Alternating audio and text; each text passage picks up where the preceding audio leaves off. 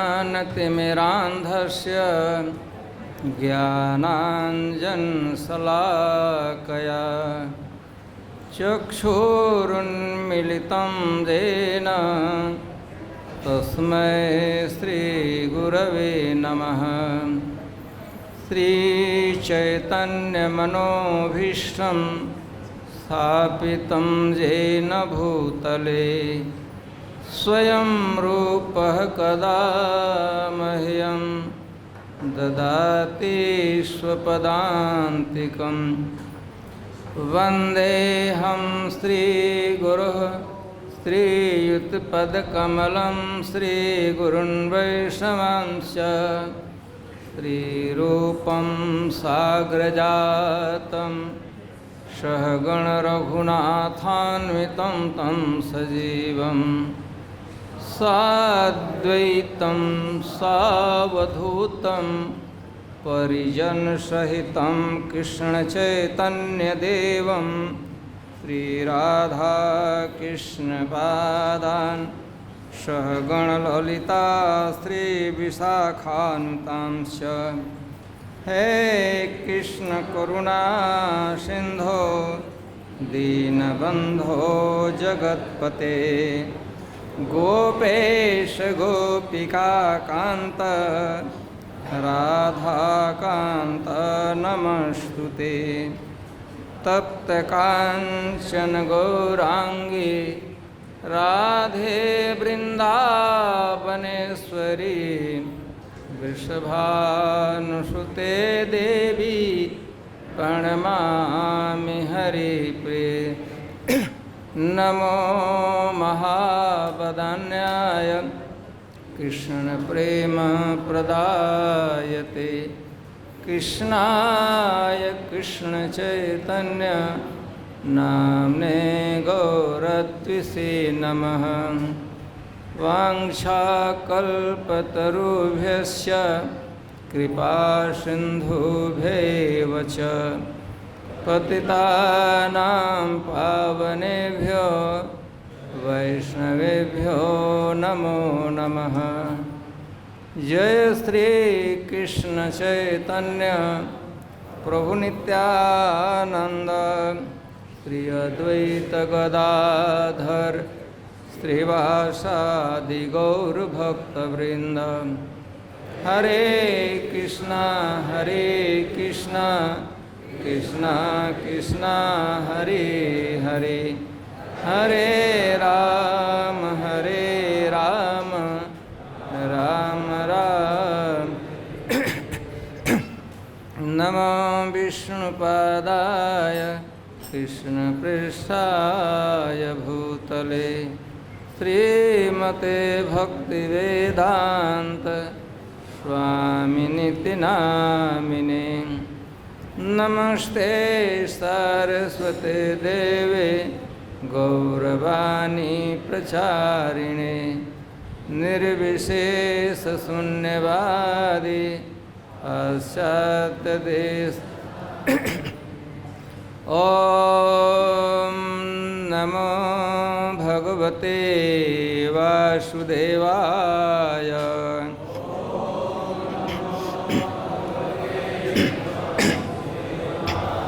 ॐ नमो भगवते वासुदेवाय।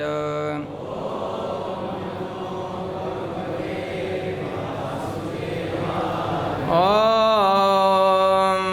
नमो भगवते वासुदेवाय।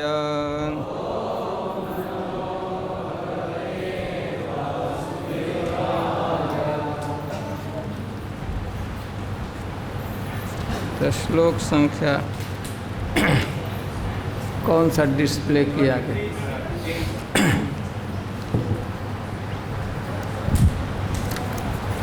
23 है।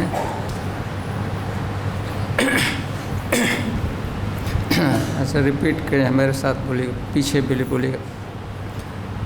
वसुदेव गृहे साक्षात् भगवान् पुरुषः परः जनिष्यते तत्प्रियार्थं संभवन्तो सुरस्त्रियः वसुदेव गृहे साक्षात्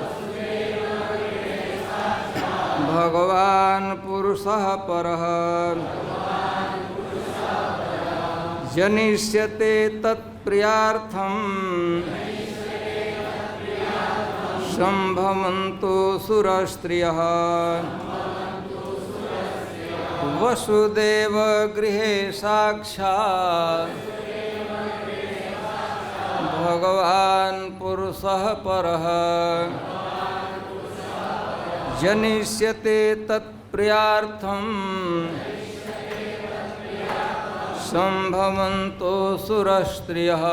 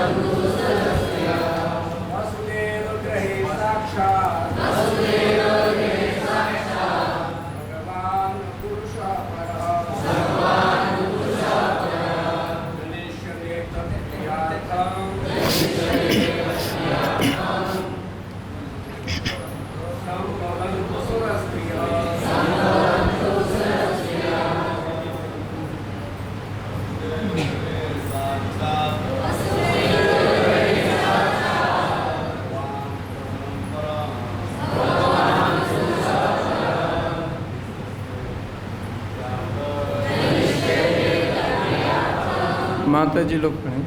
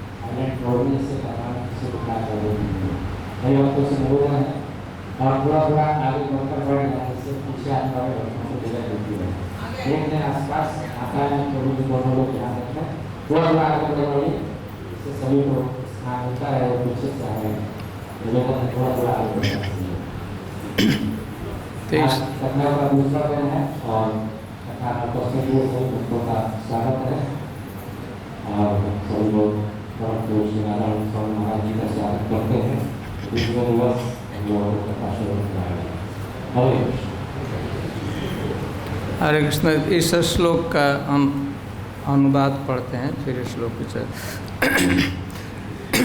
सर्वशक्तिमान पूर्ण पुरुषोत्तम भगवान श्री कृष्ण वसुदेव के पुत्र के रूप में स्वयं प्रकट होंगे, अतः देवताओं की सारी पत्नियों को भी उन्हें प्रसन्न करने के लिए प्रकट होना चाहिए। तो हम कल पढ़ रहे थे, सुन रहे थे, बता रहे थे। परीक्षित महाराज भागवतम दसम स्कंद, श्रीमद् भागवतम के 10 स्कंद के प्रारंभ में परीक्षित महाराज कुछ प्रश्न पूछते हैं और उन प्रश्नों का उत्तर देने के लिए, भगवान की कथा प्रारंभ करने के लिए सुखदेव गोस्वामी प्रस्तुत होते हैं। सुखदेव गोस्वामी पहले कुछ बोले, उसके पहले सूत गोस्वामी परीक्षित महाराज का जो प्रश्न है उसके विषय में थोड़ा वो कमेंट करते हैं। एवं निशम्य भृगुनंदनम साधुवादम। जब सुखदेव गोस्वामी ने प्रश्न सुना, प्रश्न याद है ना कल?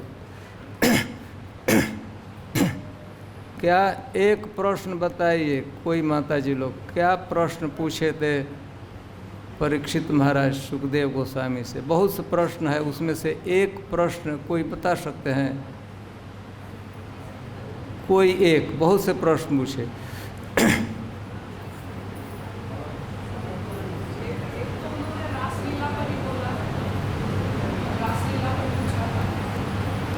नहीं, कल उन्होंने जो प्रश्न पूछा था तो प्रश्नों में से एक प्रश्न उत्तर नहीं,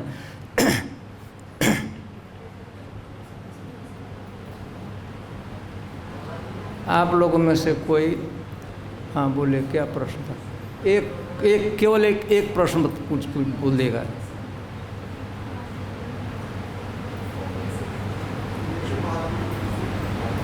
प्रश्न केवल पूछिए।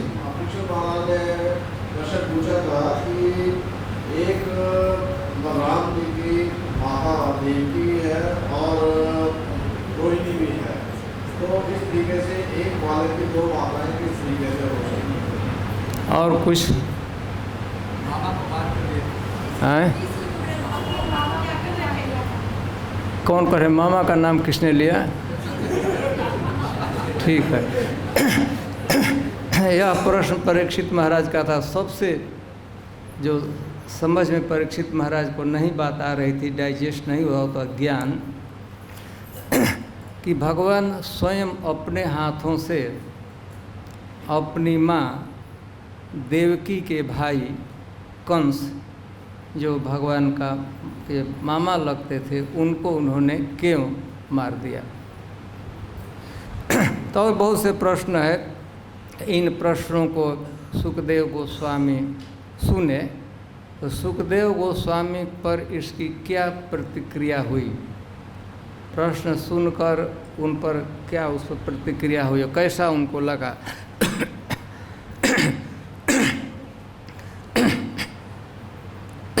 तो यह प्रश्न सुखदेव गोस्वामी को बहुत अच्छा लगा और परीक्षित महाराज के प्रश्नों का उन्होंने आदर किया और इसके बाद थोड़ा धन्यवाद भी उन्होंने दिया। सम्यक व्यवस्थिता बुद्धिस्तौ राजर्षि सत्तमम वासुदेव कथायाम ते यज्ञाता नैष्टिकीम प्रति। उन्होंने परीक्षित महाराज के प्रश्न का साधुवाद किया, अप्रिशिएट किया, अच्छा माना और इसके साथ यह भी कहा कि वासुदेव कथायाम ते यज्ञाता नैष्टिकीम रति। आपको भगवान कृष्ण की, वसुदेव नंदन श्री कृष्ण भगवान की कथा में नैष्टिकी रति हो गई है। कथा के प्रति आपका स्नेह है, आपका प्रेम है, श्रद्धा है, सुदृढ़ श्रद्धा है। उसको इसने कहा कि उन्होंने कहा था परीक्षित महाराज जब भी किया, चौथा दिन था, लगभग चौथा पांचवा दिन उपवास किए थे और उपवास के क्रम में वह भी उन्होंने बताया था कि मुझे किसी प्रकार के भूख अथवा प्यास की पीड़ा नहीं है। यद्यपि कि मैंने त्यक्त उदकम अपि, यद्यपि मैंने पानी भी पीना, जल पान भी नहीं कर रहा हूँ। क्यों नहीं? प्यास और भूख की पीड़ा लग रही है कि आपके मुंह से भगवान की जो कथा, अमृतमयी कथा का प्रवाह हो रहा है, उसमें अमृतमयी कथा को मैं पान कर रहा हूँ, इसलिए मुझे किसी भी प्रकार का श्रम नहीं है, किसी प्रकार की पीड़ा नहीं है, किसी प्रकार का दुख नहीं है। तो उनका अभिवादन किया। इसके बाद यहाँ से आज हम लोग पढ़ेंगे तो इसमें कथा का प्रारंभ होता है, कथा का उपक्रम होता है, भगवान के अवतार का उपक्रम, कैसे भगवान किस परिवेश में अवतार लिए। तो सुखदेव गोस्वामी वर्णन करते हैं, भूमि दृप्त नृपव्याज दैत्यानीकम सत अयुत ही। एक समय की बात है, द्वापर का समय चल रहा था। भूमि दृप्त पृथ्वी देवी, यहाँ पर बहुत से उग्र प्रकृति के राजा हुए थे। दैत्यानीकम, वो दैत्य थे, असुर थे। यद्यपि कि वो लोग दैत्य वंश में जन्म नहीं हुआ था, वो दीति के पुत्र नहीं थे। दीति के पुत्रों को दैत्य कहा जाता है, तो दीति के परिवार में उनका जन्म नहीं हुआ था। केवल, और वो राजा भी वास्तव में राजा नहीं थे, वो राक्षस थे। लेकिन नृपव्याज, नृपभेषेण वर्तमाना, राजा का पोशाक पहनकर रहते थे, राजवेश में रहते थे, और उन्होंने राज्य के अधिकार को भी अपने हाथों में कैप्चर कर लिया था। राज्य का भी राजा भी बन चुके थे। यद्यपि कि वो असुर थे। दृप्त कहते कि दर्प, अभिमान, विशेष करके साधु पुरुषों के, अच्छे लोगों को सताने में उनको बहुत सुख की अनुभूति होती थी। उनको बहुत ऐसे किसी को मार काट में प्रसन्नता होती थी, लेकिन विशेषकर साधु पुरुषों को, भगवान के भक्तों को जो सताना होता था, दुख देना होता था, तो खूब उत्साहित रहते थे। साधुओं को कष्ट देने में उनको बड़ा प्रसन्नता होती थी। तो इसीलिए पृथ्वी देवी उनके भार से, असुरों के प्रभाव से बहुत दुखी हो गई। तो पृथ्वी देवी गौ भूत्वा अश्रुमुखी खिन्ना कर्दन्ति करुणम विभो उपतस्थित अंतिके तस्मै व्यसनम समयोषत। पृथ्वी देवी, चूँकि वो असुर लोग पृथ्वी पर भ्रमण करते थे, तो पृथ्वी को बहुत पीड़ा होती थी, बहुत दुख होता था। पृथ्वी यद्यपि की सुमेरु, हिमालय जैसे पर्वत को भी धारण पृथ्वी माँ करती है, उसे उनको कष्ट नहीं होता है, सब तरह के दुखों को सह लेती हो। लेकिन जब पृथ्वी की सतह पर, सरफेस पर जो पापी लोग भ्रमण करते हैं, तो उनका वजन बहुत नहीं होता है, लेकिन पापियों के वजन के कारण, पापियों के भ्रमण के कारण पृथ्वी व्यथित हो जाती है।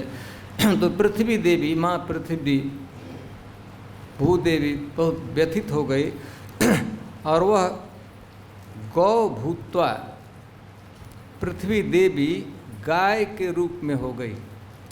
गौ भूत्वा खिन्ना, गाय क्यों बन गई थी? करुणा, दया उत्पन्न करने के लिए। गाय को देखकर, इनोसेंट पशु है, कोई भी नृशंस व्यक्ति भी गाय को देखता है तो उसमें दया की भावना आ जाती है। तो पृथ्वी देवी गाय का रूप बना ली, किसी व्यक्ति में करुणा, दया उत्पन्न करने के लिए। गौ भूत्वा, इसके बाद अश्रुमुखी, पृथ्वी देवी को बहुत दुख था। पृथ्वी के देवी के हृदय में इतना दुख था कि उस दुख ने रास्ता दे दिया और पृथ्वी देवी के नेत्रों में अश्रु प्रवाहित होने लगे। अश्रुमुखी। खिन्ना, बहुत दिनों से वह घास नहीं खाई थी, आहार नहीं की थी, उसका क्षीण शरीर हो गया था। क्रदंती, रोते हुए। करुण कातर में, करुण स्वर में, बहुत विपत में रोती हुई ब्रह्मा जी के पास गई, और ब्रह्मा जी से पृथ्वी देवी ने, माँ पृथ्वी ने अपने दुख को निवेदन किया। पृथ्वी देवी की क्षमता थी, सत्यलोक में जहाँ ब्रह्मा जी रहते हैं, पृथ्वी देवी गई और वो अपने दुख को उन्होंने निवेदन किया, माँ ने दुख को बताया। ब्रह्मा तद उपधार्य अथ स देव तया सह जगाम सत्रिनयनम तीरम क्षीर पयोनिधि। ब्रह्मा जी बड़े धैर्य के साथ पृथ्वी देवी को दुख को सुना, शुरू से अंत तक पृथ्वी को क्या दुख है, पृथ्वी देवी इस आशा से गई थी कि ब्रह्मा जी हमारा दुख दूर कर देंगे, लेकिन जब ब्रह्मा जी दुख को सुने और दुख के कारण को सुने तो उन्हें निश्चय किया, माँ पृथ्वी देवी से कहा कि माँ मुझ में सामर्थ्य नहीं है, मैं सृष्टिकर्ता अवश्य हूँ, मैंने पृथ्वी का तुम्हारा सृजन अवश्य किया है, लेकिन तुम्हारे दुख तुम्हारी विपत्ति इतनी भारी है, इतना ज़्यादा है कि मैं तुम्हारे अपने स्तर से अपने लेवल से तुम्हारे दुख को दूर नहीं कर सकता हूँ। तुम्हारा दुख केवल और केवल भगवान कर सकते हैं, कृष्ण कर सकते हैं। ब्रह्मा तद उपधार्य, ब्रह्मा जी पृथ्वी देवी के दुख को सुने और फिर ब्रह्मा जी ने सभी देवताओं को बुलाया। हम लोगों को पृथ्वी से भी कहे कि माँ पृथ्वी दी, हमको भगवान के पास चलना चाहिए, भगवान से प्रार्थना करना चाहिए, भगवान ही किसी के दुख का समूल नाश कर सकते हैं। तो अन्य देवताओं को इंद्र, चंद्र, अग्नि, वरुण, ये जो देवता हैं उन लोगों को बुलाया। इसके बाद विशेष रूप से शिव जी को बुलाया। ऐसे लिखा गया कि देवताओं को बुलाया, लेकिन अलग से त्रिनयन, शिव जी को 3 नाग। तो अकेले ब्रह्मा जी गए, ब्रह्मा जी पहले शिव जी को बुला लिए, त्रिनयन हो गए, शिव जी के साथ हो गए और सभी देवताओं को बुलाए और सभी देवताओं के साथ शिव जी के साथ गाय को, पृथ्वी माँ को लेकर भगवान ब्रह्मा जी क्षीर पयोनिधे, क्षीर सागर के तट पर रहे। भगवान विष्णु क्षीर सागर में दूध का एक समुद्र है, आध्यात्मिक जगत, प्राकृतिक जगत में स्थित है, लेकिन आध्यात्मिक जगत उसमें भगवान शयन करते हैं। तो वहाँ पर हो गए जगाम स त्रिनयन तीरम क्षीर पयोनिधि। ऐसे वहाँ से ही प्रार्थना कर सकते, इससे सब लोग जुट कर। लेकिन भक्ति के लिए स्थान का भी चयन करना होता है। भक्ति करना है किसी को, कहीं भी भक्ति कर सकते हैं। गृहे थाको बने थाको सदा हरि बोले था, कहीं भी आप भजन कर सकते हैं, भक्ति कर सकते हैं। लेकिन फिर भी भक्ति के लिए कुछ कंड्यूसिव उचित स्थान होते हैं जहाँ स्वाभाविक रूप से भगवान में मन लगता है, कृष्ण भावना का अनुशीलन स्वाभाविक रूप से वहाँ होने लगता है। वहाँ का वैसा वातावरण है, कुछ साधु महात्मा। तो सत्यलोक भी बहुत बढ़िया स्थान है। सत्यलोक में भजन किया जा सकता था, वहीं से प्रार्थना की जा सकती थी, लेकिन उसके लिए गए क्षीर सागर के तट पर। तो क्षीर सागर के तट पर गए। तत्र गत्वा जगन्नाथम देव देवम वृषाकपिम पुरुषम पुरुष सूक्तेन सहस्र शीर्षा, पुरुषम पुरुष सूक्तेन। वहाँ गए समुद्र के तट पर, क्षीर सागर के तट पर सभी देवता लोग बैठ गए अथवा खड़ा हो गए। इसमें सुखदेव गोस्वामी ने कुछ लिखा नहीं है कि बैठ कर प्रार्थना कर रहे थे कि खड़ा होकर प्रार्थना कर। क्या करते होंगे देवता लोग, बैठे होंगे कि खड़ा होंगे?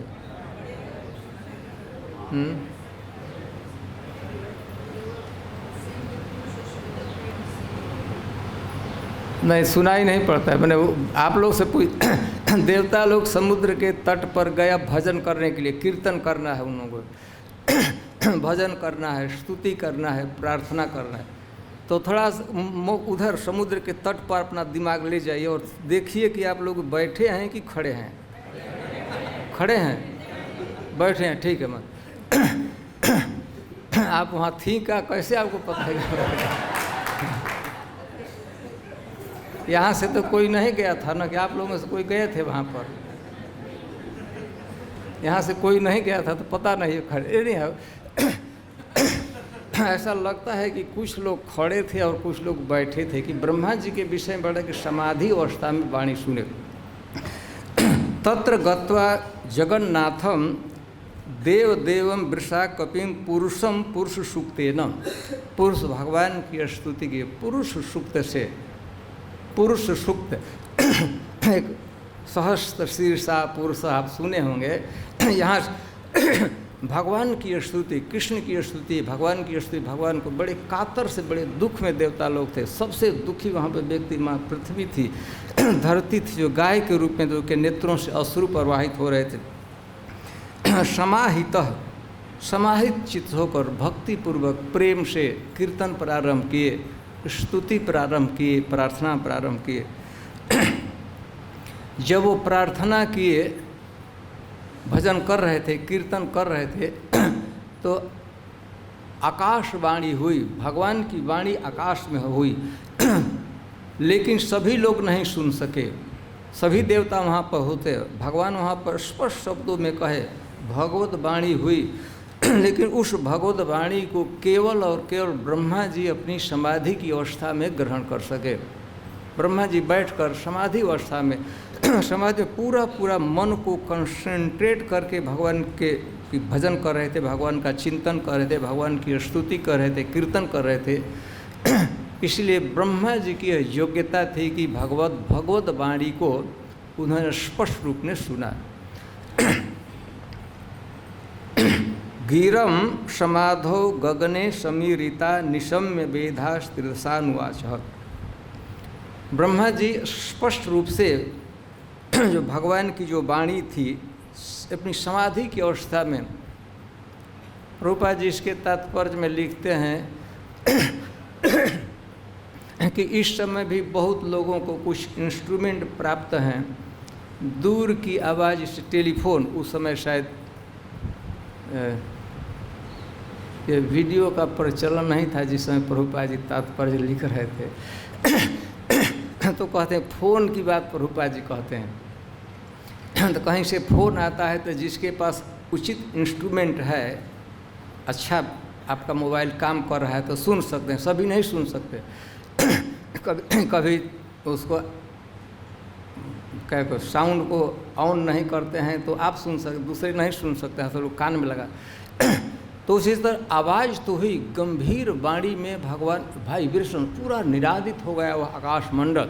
लेकिन कोई भी देवता, यहाँ तक कि शिव जी की योग्यता नहीं थी कि उस वाणी को सुन सकें। गिरम समाधो गगने समीरिताम निशम्य, नितराम निशम्य, बढ़िया से सुन सके ब्रह्मा जी। ब्रह्मा जी ने देवताओं से कहा गाम पौरुषुम में सुनतः अमरा। उन्होंने कहा कि हे देवताओं, पौरुषिम वाणी, भगवान की वाणी कृष्ण ने हमसे कहा है। भगवान तो सबसे कहे, लेकिन मैं भगवान की वाणी को स्पष्ट सुना हूँ, मैंने ग्रहण किया है। पौरुषिम पुरुषेण भगवता प्रोक्ता गाम वाणी सुनता। भगवान ने आप लोगों को, हम लोगों को जो आदेश दिया है उस आदेश को मैंने सुना है, आप लोग भी सुनिए। और फिर पुनर्विधीयताम आशु मात्र, और फिर भगवान ने आदेश दिया है, वह आदेश तो मैं आपको सुनाता हूँ। उसको पहले तो वाणी को अक्षरशः सही रूप से सुन लीजिए। और भगवान ने कुछ आदेश दिया है आप लोगों के लिए, आप लोगों को जल्दी करना है। तो ब्रह्मा जी ने सुन, तो ऐसा लगता है एक टीकाकार कह रहे हैं कि ब्रह्मा जी कहते हैं कि सुनो सुनो, बार बार ब्रह्मा जी को कहना पड़ा। मतलब कि स्तो कोलाहलम परित्यज्य, देवताओं की संख्या ज़्यादा थी, बहुत लोग थे, तो कुछ लोग अभी अपना स्तुति बंद नहीं किए थे, कीर्तन ही कर रहे थे। तो ने स्तो कोलाहल बंद, हाला बंद कर। सब लोग अभी, बहुत लोग हैं तो कुछ लोग अभी चालू के हरे कृष्णा कृष्णा कृष्णा हरे हरे, हरे राम। तो ब्रह्मा जी को अटेंशन कैसे करना पड़ा, सुनिए सुनो सुनो, कोलाहल स्तव कोलाहल स्तुति अब बंद कीजिए, सुनिए। तो देवता लोग एकदम चकित हो, सब लोग अब ये सुने कि भगवान ने कुछ कहा है, ब्रह्मा जी ने भगवान की वाणी को सुना है, और ब्रह्मा जी भगवान ने हम लोगों के लिए भी आदेश दिया है। तो सब लोग अटेंटिव होकर, बड़े उत्सुक होकर ब्रह्मा जी की सुनने लगे। पुरय व पुंसाम अवधृतो धरा। तो हम लोग पृथ्वी के बिहाफ में, पृथ्वी के दुख का हम लोग वर्णन करते, भगवान से निवेदन किए कि पृथ्वी को कितना दुख है। हम लोगों के निवेदन करने के पूर्व ही भगवान को पृथ्वी के दुख का पता है पहले से ही। ऐसा नहीं कि हमने बताया तो भगवान को पता हुआ, भगवान को पहले पता था कि पृथ्वी को क्या धरा ज्वर, पृथ्वी का क्या दुख है, पृथ्वी का क्या मतलब कि मनोवेदना है, भगवान जानते हैं।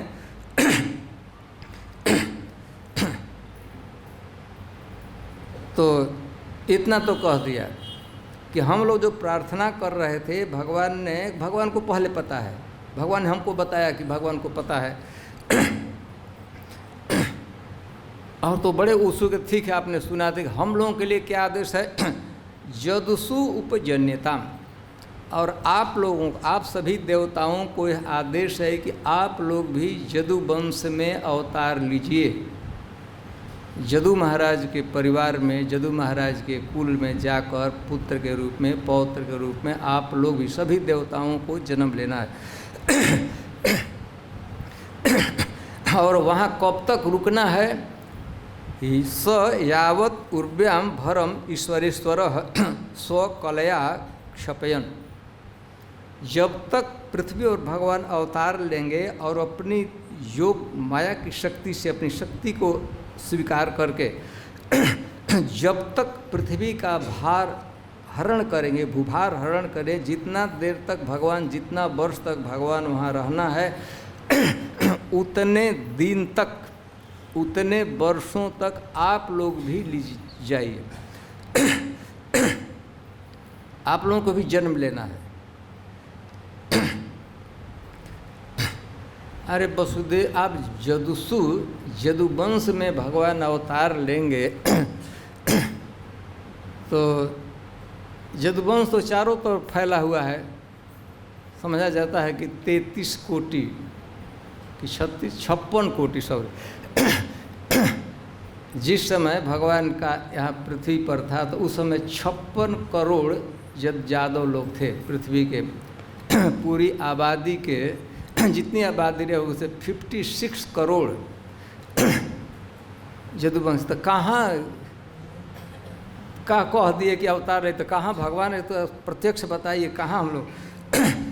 तब यह श्लोक आप लोग जो पढ़ रहे थे, वसुदेव गृहे साक्षात भगवान पुरुषः परः। भगवान ने कहा है, ये तो क्षीरोदक साई विष्णु हमसे कहे, लेकिन भगवान क्षीरोदक साई विष्णु यह बात कहें कि इस बार वसुदेव जी के घर में स्वयं भगवान एते चांस कलह पुंस कृष्णस्तु भगवान स्वयं स्वयं भगवान अवतार लेंगे।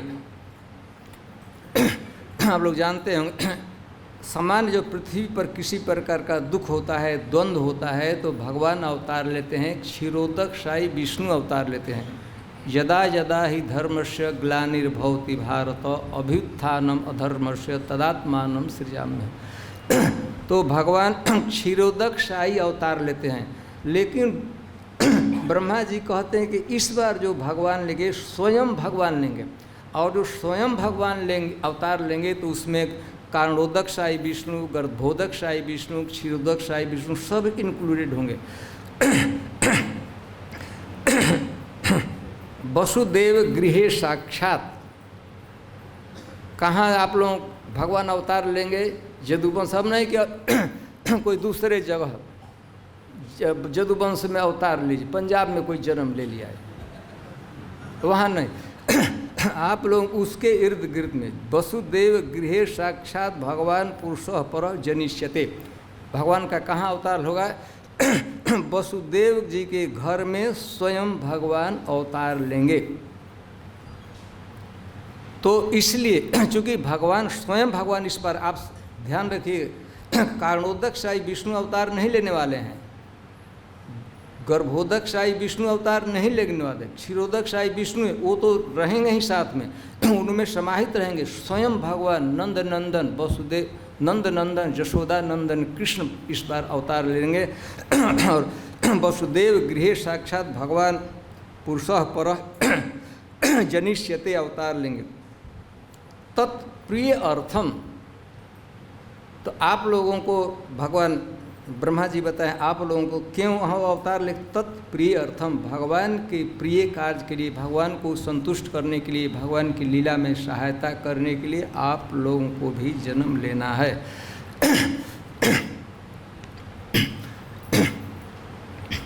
इन लोगों को हो गए तो बहुत लोग देवता लोग परिवार वाले होते हैं, बच्चे वाले होते हैं, पत्नियां होती हैं, उनका क्या होगा। तो भगवान कहते भगवान की प्रसन्नता के लिए जनि से तत्प्रियार्थम संभवन्तु सुरस्त्रिय।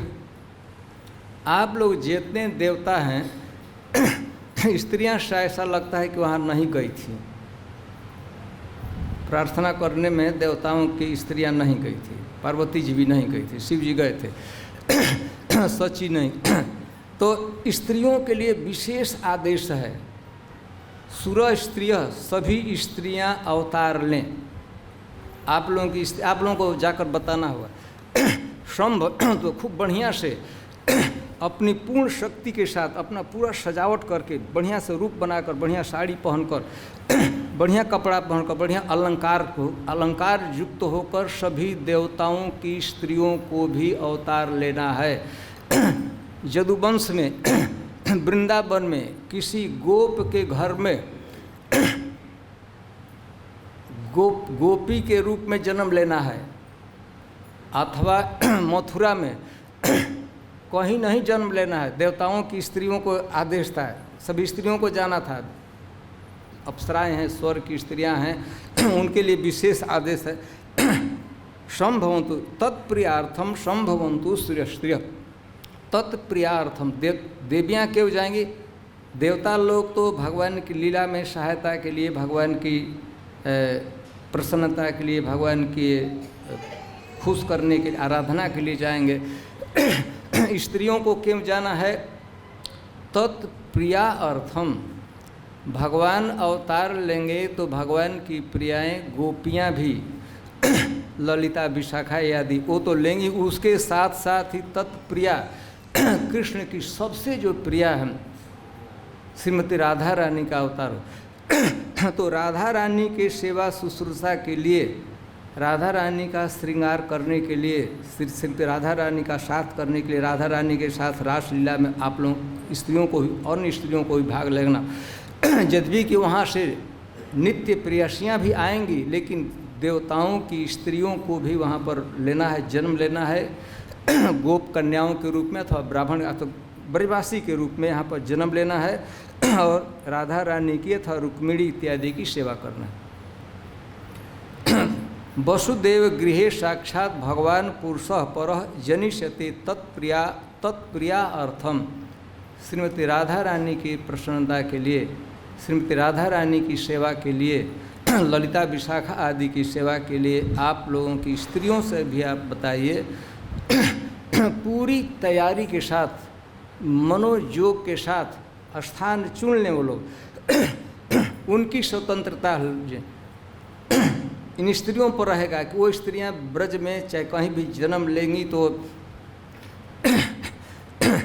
किसी को छठीकरा में जन्म लेना है, किसी को राधा कुंड तो उसमें गांव नहीं था, अरिष्ट ग्राम था। नंद गांव में किसी को जन्म लेना है, किसी को बरसाना में जन्म लेना है, किसी को रिठोरा में जन्म लेना है, किसी को कमई सुने हैं ना, करहला ऊंचा गांव। तो ब्रह्मा जी ने बताया दे कि आप स्त्रियों को बता दिएगा, उनकी यह स्वतंत्रता है। जन्म तो लेना है, ऐसा नहीं कि भाई स्वर्ग में तो बढ़िया है, वहाँ छोड़ छाड़ कर यहाँ गोबर पाथने के लिए क्यों जाएंगे, ऐसा नहीं। आप लोग सबको आपकी स्वतंत्रता इतना ही है कि गांव का चयन आप स्वयं वो कर सकती हैं। तत्प्रियार्थम संभवन्तु सूर्यस्त्रिय, संभवन्तु बढ़िया से बड़े उत्साह के साथ, सेवा भावना के साथ आप लोगों को सौभाग्य, आप लोगों की स्त्रियों, आप लोगों से ज़्यादा सौभाग्य आपकी स्त्रियों को मिलेगा, देव कन्याओं को मिलेगा, वहाँ पर जन्म लेंगे। श्रील प्रभुपाद जी जहाँ इस श्लोक का तात्पर्य लिखते हैं तो प्रभुपाद जी एक बात कहते हैं कि जय कोई भगवान की भक्ति का अनुशीलन करता है, कृष्ण भावना का, तो डायरेक्ट भगवान के लोक में नहीं जाता है, गोलोक में नहीं जाता है। खूब जिसकी भक्ति परिपक्व हो जाती है तो भगवान के लोक में, दिव्य नित्य धाम में जाने के लिए भगवान की इस ब्रह्मांड में कहीं न कहीं लीला होती रहती है। जैसे आज से 5000 वर्ष पूर्व इस ब्रह्मांड में, हम लोग जिस ब्रह्मांड में हैं, यहाँ पर ब्रज में भगवान का आविर्भाव लीला किए थे, लेकिन अभी भी किसी दूसरे ब्रह्मांड में भगवान की लीला चल रही है, चलती रहती है। तो जो भक्त परिपक्व होते हैं, उनकी भक्ति पूरी होती है, तो इस शरीर छोड़ने के बाद उनको जन्म होता है जहाँ जहाँ पर भगवान की लीला चल रही है। आज भी कहीं ना कहीं नित्य लीला चल रही है। अद्यपि यह से लीला करे गौर राय, कोनो कोनो भाग्यवान देखी बारे पाए। आज भी भगवान की जो नित्य लीला है प्रकट रूप से इस ब्रह्मांड में, वृंदावन में, यहाँ पर तो नहीं है, लेकिन किसी अन्य जगह, अन्य ब्रह्मांड में, वृंदावन में, वहाँ भी लीला हो रही है। तो जो परिपक्व अवस्था में भक्त होते हैं, उनकी भक्ति पूरी होती है, रागानुग भक्ति के चरम स्तर को आ जाते हैं, उसको नित्य देह की प्राप्ति होने की सौभाग्य प्राप्त होता है, तो उस किसी जहाँ पर लीला होती है इसी परिकर के रूप में जन्म होता है।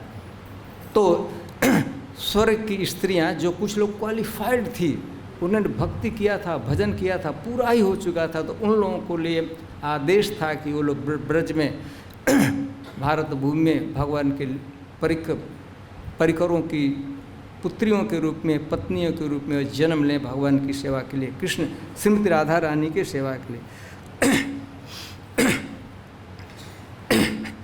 फिर विष्णुर्माया भगवती यया सम्मोहितम जगत आदिष्टा परुणांशेन कार्यार्थे संभविष्यति। और उन्होंने कहा कि इसके साथ आप लोगों के बड़ी अच्छी खबर है, गुड न्यूज आप लोगों के लिए बड़ा अच्छा संवाद है कि विष्णुर माया भगवती, भगवान की जो शक्ति है, अतरंगा शक्ति है, योग माया शक्ति है अथवा महामाया शक्ति है, भगवान ने उसको भी आदेश दिया है, वह भी जाएगी वहाँ पर। विष्णुर माया भगवती यया सम्मोहितम जगत, जिसने इस जगत को, प्राकृत जगत को, अप्राकृत जगत को प्रभावशाली किया हुआ है, जिसके प्रभाव में वो भगवान की माया भी, भगवान की कृपा शक्ति भी, भगवान की पोटेंसी भी जन्म लेगी वहाँ पर। माया विष्णुर माया भगवती यजा सम्मोहितम जगत आदिष्टा प्रभुणा अंशेन कार्यार्थे संभविष्यति। योग माया भी, ऐसे माया कहा गया, माया दो प्रकार की भगवान की शक्ति है। एक को होते हैं महामाया। महामाया जो इस प्राकृतिक जगत को अपने कंट्रोल में, नियंत्रण में रखती है। जो भगवान की शक्ति इस प्राकृतिक जगत का संचालन करती है, नियंत्रण में रखती है, उसको महामाया कहते हैं। और भगवान की जो शक्ति आध्यात्मिक जगत में काम करती है, जिसको लीला शक्ति अथवा योग माया कहा जाता है। तो यहाँ पर योग माया, भगवान की जो कभी कभी इच्छा होती है तो दोनों शक्तियाँ एक साथ काम करने लगती हैं। तो यहाँ पर जो योग माया अथवा महामाया जो भी करके यहाँ पर भगवान ने आदेश दिया है ब्रज में अवतार लेने के लिए, तो योग माया अथवा जो कहिए, यदि वह योग माया है तो महामाया का भी काम करेगी, यदि महामाया है तो योग माया का भी काम करेगी। आप लोग जानते हैं कंस इत्यादि को, जगत को मोहित, कंस के कारागृह में जिस समय भगवान का जन्म हुआ था, तो मथुरा के जितने वासी थे, कंस इत्यादि, वो लोग ही मोहित थे। वो महामाया के द्वारा मोहित थे, दुर्गा देवी के द्वारा मोहित थे। वो निद्रा में सुला दिए गए थे, विस्मृति में डाल दिए गए थे। और जब भगवान वहाँ पर वसुदेव जी कृष्ण को लेकर नंदगांव में पहुँचे, तो वहाँ पर माँ यशोदा अथवा नंद बाबा भी वो योग निद्रा में कुछ उनको पता नहीं लगा, वो भी मोहित हो रहे थे। तो दुर्गा जी की शक्ति तो थी कि मथुरा के लोगों को मोहित कर सकती थी, लेकिन दुर्गा जी में यह सामर्थ्य नहीं, वो इतना सामर्थ्यवान नहीं थी कि नंद बाबा को, माँ यशोदा को भी मोहित कर दे, ब्रजवासियों को मोहित कर दे। इसलिए कि भगवत इच्छा से वही योग माया ही अथवा महामाया दोनों काम कर रही थी। तो इस बार जो भगवान की शक्ति अवतार ली, आप लोगों की प्रसन्नता के लिए आप स्वयं भगवान की योग माया भी, भगवान की अतरंगा शक्ति भी जो वैकुंठ प्लानेट को कंट्रोल में रखती है, नियंत्रण करती है, लीला शक्ति, वह भी अवतार लेने वाली है। विष्णुर माया भगवती यया सम्मोहितम जगत आदिष्टा प्रभुणांशेन कार्यार्थे संभविष्यति। तो यह आदेश दिए, आदेश देने के बाद ब्रह्मा जी आश्वासन दिए माँ पृथ्वी को, पृथ्वी देवी को विशेष आश्वासन, सभी देवताओं को बताइए आप लोग जाना है, अपने अपने लोक में जाइए, लेकिन वहाँ रहना नहीं है। आप लोगों को तो यदुवंश में भगवान के लीला परिकर के रूप में यहाँ अवतार लेना है, पृथ्वी पर आना है। और आप लोगों को आप मैसेज दे दीजिएगा, आपकी स्त्रियां हैं वो लोग भी तैयारी के साथ, अप्सराएं हैं वो भी जन्म लें ब्रज में अथवा भगवान का जहाँ जहाँ लीला हुई हो, लीला क्षेत्रों में उनको जन्म लेना है। और विशेष करके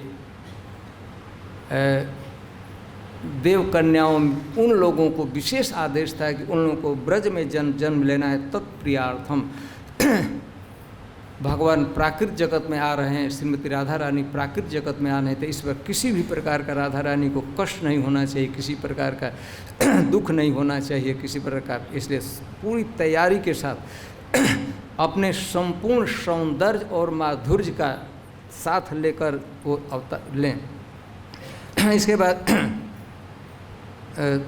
ब्रह्मा जी ने आश्वासन दिया, माँ पृथ्वी को विशेष आश्वासन दिया कि माँ तुम्हारा दुख दूर होगा, भगवान तुम्हारा सौभाग्य होगा, तुम्हारे सरफेस पर, तुम्हारे सतह पर भगवान लीला करेंगे। फिर कथा का प्रारंभ करते हैं। एक समय की बात है, एक यदुवंश में महाराज यदु के परिवार में सूरसेन नाम के एक व्यक्ति राजा हुए थे, सूरसेन। तो महाराज सूरसेन मथुरा आ गए थे। जन्म कहीं हुआ, अन्य जगह हुआ था, लेकिन वो मथुरा आ गए थे। सूरसेनो यदुपतिर मथुरा आवसन पुरीम माथुरान शूरसेनांश विषयान विजयपुरा। और महाराज सूरसेन आए और मथुरा को अपनी राजधानी बनाए। मथुरा शहर जानते हैं शत्रुघ्न के द्वारा स्थापित वह सिटी है। फाउंडर मथुरा के शत्रुघ्न है, भगवान राम के जो सबसे छोटे भाई हैं, शत्रुघ्न ने स्थापित किया है। तो वहाँ पर सूरसेन नाम के राजा आ गए, उन्होंने राजधानी बनाया। और उस समय से ही वे सूरसेन इस क्षेत्र का वो शासन कर लें, उनकी राजधानी। ततः साभूत सर्व यादव भूभुजाम मथुरा भगवान यत्र नित्यम सन्निहितो हरि। सुखदेव गोस्वामी वर्णन करते हैं, राजधानी ततोह साभूत।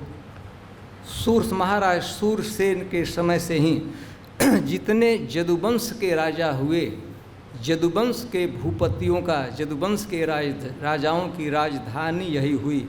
राजधानी ततः साभूत, वह मथुरा, गौरवशाली मथुरा, सर्व यादव भूभुजाम राजधानी अभूत। राजधानी तभी से महाराज सूरसेन के बाद यदुपति नृपतियों की राजधानी यहीं रही। यद्यपि कि वे लोग अभिशप्त थे जजाति महाराज के द्वारा, किसी राज्य का मुख्य रूप से उत्तराधिकारी नहीं हो सकते थे, लेकिन विशेष मथुरा की स्थिति थी कि यहाँ से यदुवंशियों को एकाधिकार दिया गया था, अधिकार दे के यहाँ के वो राजा बन सकते थे। मथुरा भगवान यत्र नित्यम सन्निहितो हरि। मथुरा के विषय में सुखदेव गोस्वामी कहते हैं, मथुरा भगवान यत्र नित्यम सन्निहितो हरि, भगवान मथुरा में हमेशा निवास करते ही हैं। इसके तात्पर्य में श्रील प्रभुपाद जी लिखते हैं कि मथुरा के ही जरिडिक्शन में ब्रज भी आता है, वृंदावन भी आता है। तो प्रभुपाद जी वहाँ याद दिलाते हैं, वृंदावनम परित्यज्य पादम एकम न गच्छति। भगवान सन्निहित, हमेशा भगवान मथुरा में रहते हैं। मथुरा भगवान यत्र नित्यम सन्निहितो हरि, भगवान की जन्मभूमि है, भगवान ने जन्म की लीला की है, तो इसलिए भगवान यहाँ रहते ही हैं, यहाँ पर निरंतर रहते हैं, यहाँ छोड़कर कभी नहीं जाते। यह विलक्षण ऐश्वर्य और माधुर्य युक्त, भगवान में जो विलक्षण ऐश्वर्य है और माधुर्य है, अपने भगवान में जो गुण है, अपने संपूर्ण ऐश्वर्य और माधुर्य के साथ भगवान इस नगर में, इस सिटी में, मथुरा में निवास करते हैं, निरंतर रहते ही हैं। आप लोग जानते हैं मथुरा के 7 ऐसे पृथ्वी पर पुरियां हैं, नगर हैं, जहाँ पर निवास करने से भगवान के प्रति भक्ति हो जाती है, मुक्ति हो जाती है। अयोध्या, मथुरा, माया, काशी, कांची, अवंतिका, पुरी, द्वारावती चैव सप्तैता मुक्तिदायिका। अयोध्या, मथुरा, माया, माया से मतलब हरिद्वार, अयोध्या, मथुरा, माया, काशी जानते हैं, कांची, अवंतिका और द्वारावती, द्वारका, ये सप्तैता मुक्तिदायिका। भक्ति रसामृत सिंधु में रूप गोस्वामी जी एक कोट किए हैं मथुरा के विषय, मथुरा के महात्म्य के विषय में। अहो मधुपुरी धन्या वैकुंठा च गरीयसी, दीनम एकम निवासेन हरो भक्ति प्रजायते। अरे मथुरा सर, अहो मथुरा, अहो मधुपुरी धन्या, धन्य है। क्यों धन्य है? वैकुंठा च गरीयसी, वैकुंठ से भी श्रेष्ठ है। वैकुंठ जहाँ भगवान नित्य निवास करते हैं, नित्य उनकी लीला, उससे भी मथुरा श्रेष्ठ है। क्यों? दीनम एकम निवासेन, एक दिन, एक दिन का क्या अर्थ है? एक दिन मतलब क्या है? 24 घंटे को एक दिन कहते हैं। दीनम एकम निवासेन, यदि कोई व्यक्ति को सौभाग्य प्राप्त होता है, सुयोग प्राप्त होता है, सौभाग्य प्राप्त होता है एक दिवस और एक रात्रि वहाँ निवास करने से, तो उसका फल क्या? हरौ, कृष्ण में जो सभी सौंदर्य और माधुर्य के निकेतन निधान है, नंदनंदन श्री कृष्ण, हरौ भक्ति प्रजायते, उसके हृदय में भक्ति का सम्यक रूप से, प्रकट रूप से उदय हो जाता है। एक तो भगवान की जन्मभूमि है, तो उसके विषय में कहते मथुरा इतना पवित्र नगर है। सामान्य व्यक्ति एक यह प्रश्न उठता है कि आप मथुरा की इतनी भारी प्रशंसा कर रहे हैं, और देखा गया है कि कम से कम उस काल में जिस समय आप बातें कर रहे हो, नंबर 1 एक तरफ सभी दुष्टों की भी राजधानी वहीं थी। जितने खराब लोग थे, जितने असुर लोग थे, ऐसे अनेक दूसरे जो रहते थे, लेकिन उन असुरों का राजा जो सबसे बदमाश था, ऐसे तो सबसे बलवान नहीं कहा जाता था, सबसे उस समय का जो बलवान और सबसे बड़ा मतलब कि दैत्य था गिरिब्रज क्षेत्र का जरासंध। लेकिन जरासंध तो नायक था, लेकिन उसका जो सबसे प्रिय असुर था, कौन से यहीं रहता था। तो इतना महान सिटी है कि प्रशंसा कर रहे हैं, तो इसमें ये लोग क्यों निवास करते थे? यही लोग थे, इनके हृदय में क्यों नहीं भक्ति जग गई? कंस तो वही रहता था, जन्म ही हुआ था, जन्म वही हुआ था। वे लोग को, वो लोग कहाँ? तो इसमें कहते भगवान की इच्छा से कभी कभी देखता है कि गंगा जी के जल को स्पर्श करने से पवित्र हो जाता है, लेकिन गंगा जी में देखा जाता है कि मगर इत्यादि भयानक पशु भी रहते हैं। तो भगवान की इच्छा से तो उसमें असुरों के निवास से मथुरा की महिमा कम नहीं हो जाती है। मथुरा ही है। वैसा नहीं कंस उसमें निवास कर गया तो मथुरा के पवित्रता में, मथुरा के महात्म्य में वो किसी प्रकार का कमी आ गई, अक्षुण रहा, वो इंटैक्ट है। तो हम आगे कथा बढ़ाते हैं। तस्याम तु, अब मथुरा के, तस्याम तु करहिचित क्षौरी वसुदेव कृतोद्वह देवक्या सूर्या सार्धम प्रयाणे रथम आरुहत। उसी मथुरा में किसी समय की बात है, एक समय एक राजा थे, एक व्यक्ति थे। तस्याम तु, उसी मथुरा, जिस मथुरा की इसी महात्मा है भगवान की जन्मभूमि, उसमें कर किसी समय वसुदेव नाम के एक व्यक्ति थे और वसुदेव जी के पिता का नाम था सूरसेन। प्रारंभिक राजा थे, लेकिन मथुरा में जो वसुदेव जी रहते थे पिता नाम का सूर और उसी शहर में मथुरा में ही देवक नाम के एक राज परिवार में एक व्यक्ति से, जदुवंश में उनका अवतार होता, राज परिवार के सदस्य, राजा तो नहीं थे, राज परिवार के एक गणमान्य बहुत प्रसिद्ध व्यक्ति थे देवक। उनकी पुत्री का नाम था देवकी। तो तस्याम तु करहिचित क्षौरे वसुदेव कृतोद्वहम। वसुदेव जी का विवाह देवकी के सबसे छोटी पुत्री देवकी से हुआ। देवक की 7 पुत्रियां थी और 7 पुत्रियों में से सबसे छोटी पुत्री थी देवक की, वह देवकी थी। तो इसलिए इस विवाह में देवक जी ने अपनी सारी ताकत झोंक दी थी। सबसे छोटी पुत्री है, सबसे प्रिय पुत्री है, इसके विवाह को इतना बढ़िया से करना था।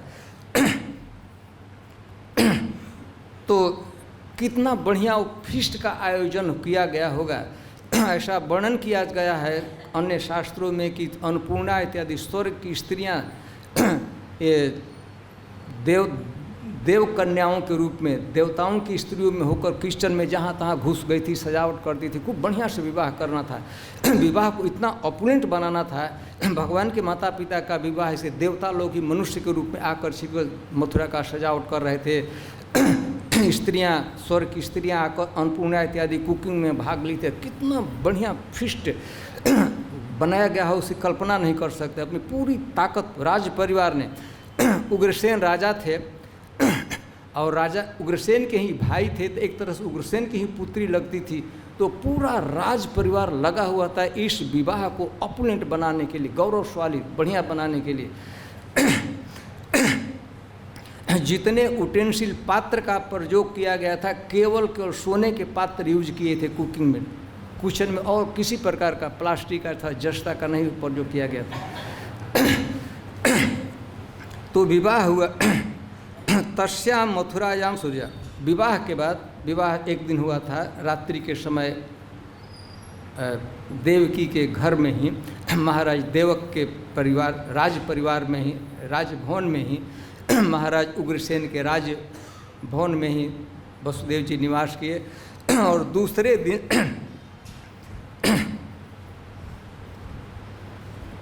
लिखा गया, तस्याम तु करहिचित देवक्याम प्रयाणे रथमार। रथ पर सवार हुए वसुदेव जी और देवकी। विवाह के दूसरे दिन रथ पर सवार हुए। तो बड़े प्रोफेशनल वे से, बड़े वैदिक मंत्रों का गान हो रहा था, वैदिक मंत्रों का उच्चारण, विविध प्रकार के वाद्य बज रहे थे। देवकी और वसुदेव को साथ साथ लाया गया और रथम आरूढ़, रथ पर बैठ के देवकी वसुदेव जी रथ पर बैठे और इसके साथ सैकड़ों और भी रथ थे, सोने के रथ थे, क्योंकि सभी गणमान्य नागरिक, मथुरा के नागरिक लोग वहाँ उपस्थित थे। सब लोग उपस्थिति में वैदिक ब्राह्मण लोग वैदिक मंत्रों का गान उच्चारण कर रहे थे। इसके साथ विविध प्रकार के वाद्य बजाए जा रहे थे। म्यूजिकल इंस्ट्रूमेंट बजा रहे थे, नृत्य हो रहा था, सुंदर स्वर में गीत हो रहा था। मथुरा को इतना बढ़िया से सजाया गया था। जो मथुरा की गली थी उस पर पुष्प की पखुड़ी, गुलाब की पखुड़ियाँ पूरे नगर में बिछाई गई थी। मेन रास्ते पर, जिस रास्ते से वसुदेव जी को जाना था, देवकी को जाना था, उस पर तो बिछाया ही गया था, लेकिन पूरे नगर में सुवासित गुलाब जल का स्प्रिंकल किया गया था। और अगरू विविध प्रकार के सभी गलियों में, सारे नगर में अगरू इत्यादि सुगंधित द्रव्य जलाए गए थे। पूरा फ्रेग्रेंस सुगंध से व्याप्त था।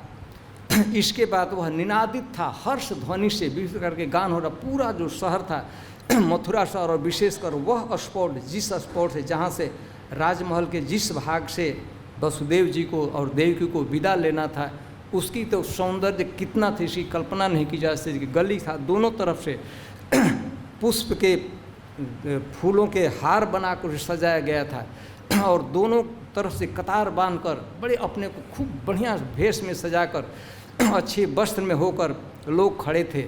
और कुछ स्त्रियां छत पर खड़ी हो गई थी बेटर व्यू के लिए, क्योंकि इतना भीड़ था कि सब लोग, तो बहुत स्त्रियां जाकर छत पर खड़ी हो गई थी, बेटर व्यू बढ़िया से देखा जा सके उस दृश्य को।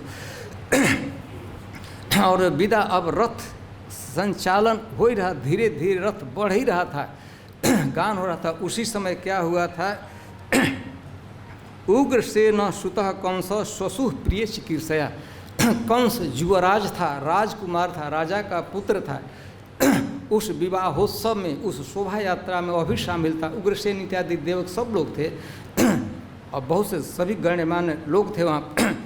तो जब रथ अब थोड़ा थोड़ा धीरे धीरे वो वैदिक रीति से ग्रेसफुली धीरे धीरे रथ को बढ़ाए संचालन किया ही जा रहा था, उसी समय उग्रसेन का पुत्र कंस, उग्रसेन देवक जी के भाई लगते थे, इस नाते से कंस देवकी का भाई लगता था, और उम्र में यह बड़ा था, देवकी छोटी थी। देवकी के सौंदर्य को, देवकी को देख देवकी के नेत्र विदा ले रही थी, तो देवकी का नेत्रों से अश्रु प्रवाहित हो रहे थे, नम्र हो रहे थे, वो से अश्रु को छिपाने का प्रयास कर रही थी। लेकिन पिता के घर का परित्याग करके हमेशा के लिए पति के घर में जाना है, तो स्नेह का, पिता के स्नेह का, माँ उनकी थी, माँ के स्नेह को याद करके उनके नेत्रों में अश्रु प्रवाहित तो न हो रहे थे, देवकी रोकने का प्रयास कर रही थी। उसी अवस्था में देखा कंस, तो स्वसुः प्रिय चिकीर्षया, अपनी बहन के प्रति उसका इतना स्नेह था, इतना आदर था, पूर्व की स्मृति याद आ गई थी। देवकी से साथ खेलता था, देवकी बहुत छोटी थी, देवकी कितना स्नेह करती थी, देवकी कितना, और कंस इतना स्नेह करता था, प्रेम करता था। तो इस अवसर पर, विवाह के अवसर पर, विदा के अवसर पर कंस के नेत्रों में अश्रु प्रवाहित होने, उसका नेत्र अश्रु से और उसका हृदय ममता से भर गया। आज मेरी छोटी बहन जिसके साथ मैं खेला करता था, जिसका मैंने स्नेह किया, आज वह जा रही है। उसका हृदय, कंस का हृदय ममता से, एफिनिटी से, और उसका नेत्र अश्रु से भर गया, अश्रु प्रवाहित होने लगा। इस अवस्था में प्रिय चिकीर्षया, मैं कुछ अपनी बहन को, देवकी को सम्मान कर सकती, कुछ सेवा कर सकूँ। वैसे बार बार जाता रहूँगा, घर पर जाऊँगा, उसके जाता रहूँगा, लेकिन आज अंतिम समय है, जा रही उसकी मैं के वास्ते प्रिय चिकीर्षया, मैं कैसे उसको खुश कर सकता हूँ, कैसे मैं उसको सम्मान कर सकता, आदर कर सकता हूँ। इसीलिए गया, अपने, वो भी रथ पर बैठा था, अपने रथ को छोड़ दिया, उतर गया, और जाकर सारथी जो रथ का संचालन देवकी और वसुदेव को कहा कि आप उतरो, और उस पर जाकर बैठ गया। अब देखिए उस गौरव, ऐसे रथ तो कितना बढ़िया से सजाया गया था, कितना सुंदर था, सोने का रथ था, और इसने उस रथ का गौरव और तब बढ़ गया जब राजकुमार देश का युवराज पद पर प्रतिष्ठित व्यक्ति वहाँ पर रथ पर बैठ गया। देवकी वसुदेव तो मेन मुख्य स्थान पर बैठे थे, जहाँ बैठा जाता है। वो जो सारथी के स्थान पर रथ संचालन के जहाँ करता है वहाँ पर बैठ गया और रश्मिन हयान जग्राह, और जो लगाम होता है घोड़ों को कंट्रोल कर रसील होता है उसको अपने हाथ में पकड़ लिया, अपने बाएं हाथ से रस्सी को पकड़ लिया और जो चाबुक जो ड्राइविंग रॉड था उसे उसको हाथ में ले लिया और रथ के संचालन के लिए, रथ तो धीरे धीरे अब बढ़ नहीं रहा था, बढ़ रहा था। तो वो अंतिम समय में यह दृश्य है, मथुरा की गली में रथ पर देवकी वसुदेव जी बैठे हुए सामने नीचे के आसन पर कंस बैठा था, अपने राजवेश में, राजकुमार के वेश में, पूरा पर सोने का मुकुट पहना हुआ था, बढ़िया वस्त्र पहना हुआ था, विविध प्रकार के सुगंधित पुष्पों का हार पहना हुआ था। तो सारा नगर हर्ष ध्वनि से निनादित था, विभिन्न प्रकार के वाद्य बजाए जा रहे थे, चारों तरफ सौरभ फैला हुआ था, चारों तरफ अगुरी जलाए गए थे, ऐसा लगता था कि बादल चारों तरफ छाया हुआ। उस अवस्था में रथ आगे को बढ़ने वाला था, बढ़ ही रहा था। तो अंतिम समय में फिर एक बहुत अप्लाउड सुना गया, हर्ष ध्वनि। जो ही रथ का जो ही चालन होगा अब तक तो नीचे के लोग वो जो छतों पर खड़े थे वो पुष्पों की वर्षा कर रहे थे, उनके साथ देवता लोग भी ज्वाइन कर लिए। स्वर्गीय पुष्पों की वर्षा, तो गली छत के दोनों तरफ वो लोग पुष्पों की वर्षा कर रहे थे। अब वैदिक ब्राह्मण लोग जो वैदिक शुभ मंत्रों का उच्चारण कर रहे थे, रथ अब बढ़ना चालू हुआ और चालू होते ही थोड़ा देर तक रथ चला और इसके बाद कुछ और घटना होगी जिसका वर्णन हम लोग कल करेंगे। यहाँ समाप्त करते हैं। वसुदेव, ध्यान रखिए, वसुदेव देवकी जी रथ पर बैठ चुके हैं और पूरा शहर शब्दों से निनादित है, रिसाउंडेड सिटी है, ऑस्पिशियस शब्दों से सौरभ फड़ा है, बढ़ने वाला है। कंस रथ का संचालन कर रहा है। ठीक है, हम यहाँ समाप्त करते हैं।